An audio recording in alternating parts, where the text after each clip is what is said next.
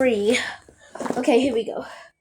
Next, I don't have any more activator left, so this is going to be hard to do this now because I don't have any more activator except for the leftovers on the ground.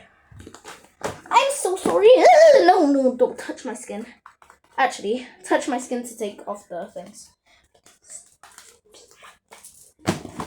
Anyways.